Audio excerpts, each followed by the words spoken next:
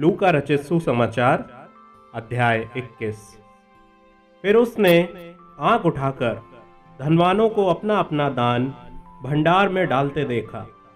उसने एक कंगाल विधवा को भी उसमें 2 दमड़ियां डालते देखा। तब उसने कहा, मैं तुमसे सच कहता हूं कि इस कंगाल विधवा ने सबसे बढ़कर डाला है, क्योंकि उन सब ने अपनी अपनी बढ़ती में से दान में कुछ डाला है, परंतु इसने अपनी घटी में से अपनी सारी जीविका डाल दी है। जब कुछ लोग मंदिर के विषय में कह रहे थे कि वह कैसे सुंदर पत्थरों और भेंट की वस्तुओं से संवारा गया है, तो उसने कहा, वे दिन आएंगे जिनमें ये सब जो तुम देखते हो, उनमें से यहाँ किसी पत्थर पर पत्थर भी ना छूटेगा जो ढाया ना जाएगा। उन्होंने उससे पूछा, हे गुरु, ये सब कब होगा और ये बातें जब पूरी होने पर होंगी तो उस समय का क्या चिन्ह होगा? उसने कहा, चौकस रहो कि भरमाए ना जाओ, क्योंकि बहुत से मेरे नाम से आकर कहेंगे, मैं वही हूं, और यह भी कि समय निकट आ पहुंचा है। तुम उनके पीछे ना चले जाना। जब तुम लड़ाइयों और बलवों की चर्चा सुनो तो घबरा ना जाना, क्योंकि इनका पहले होना अवश्य है, परंतु उस समय तुरंत अंत ना होगा। तब उसने उनसे कहा, जाति पर जाति और राज्य पर राज्य चढ़ाई करेगा, और बड़े बड़े भूकंप होंगे, और जगह जगह अकाल और महामारियां पड़ेंगी, और आकाश से भयंकर बातें और बड़े बड़े चिन्ह प्रकट होंगे।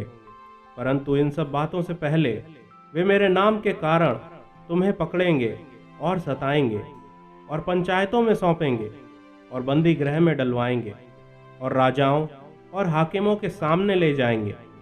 पर यह तुम्हारे लिए गवाही देने का अवसर हो जाएगा। इसलिए अपने अपने मन में ठान रखो कि हम पहले से उत्तर देने की चिंता ना करेंगे, क्योंकि मैं तुम्हें ऐसा बोल और बुद्धि दूंगा कि तुम्हारे सब विरोधी सामना या खंडन ना कर सकेंगे।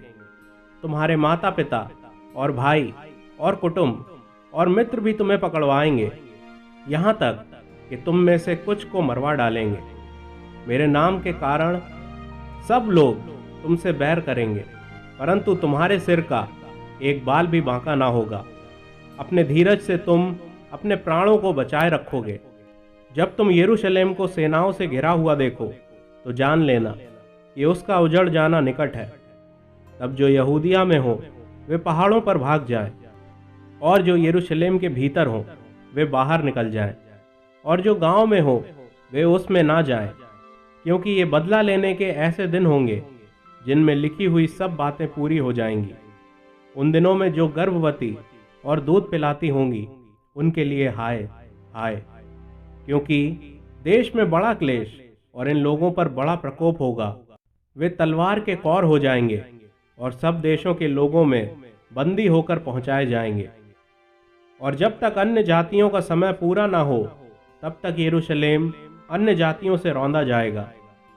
सूरज और चांद और तारों में चिन्ह दिखाई देंगे, और पृथ्वी पर देश देश के लोगों को संकट होगा, क्योंकि वे समुद्र के गरजने और लहरों के कोलाहल से घबरा जाएंगे।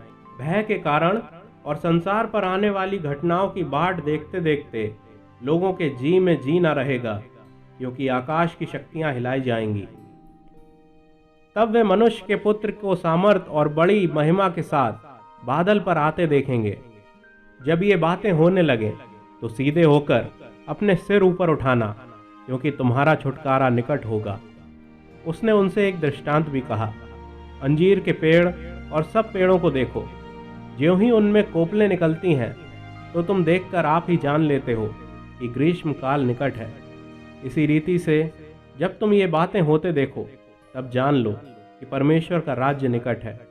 मैं तुमसे सच कहता हूं कि जब तक ये सब बातें ना हो लें तब तक इस पीढ़ी का कदापि अंत ना होगा। आकाश और पृथ्वी टल जाएंगे, परंतु मेरी बातें कभी ना टलेंगी। इसलिए सावधान रहो, ऐसा ना हो कि तुम्हारे मन खुमार और मतवालेपन और इस जीवन की चिंताओं से सुस्त हो जाएं, और वह दिन तुम पर फंदे के समान अचानक आ पड़े, क्योंकि वह सारी पृथ्वी के सब रहने वालों पर इसी प्रकार आ पड़ेगा। इसलिए जागते रहो और हर समय प्रार्थना करते रहो कि तुम इन सब आने वाली घटनाओं से बचने और मनुष्य के पुत्र के सामने खड़े होने के योग्य बनो।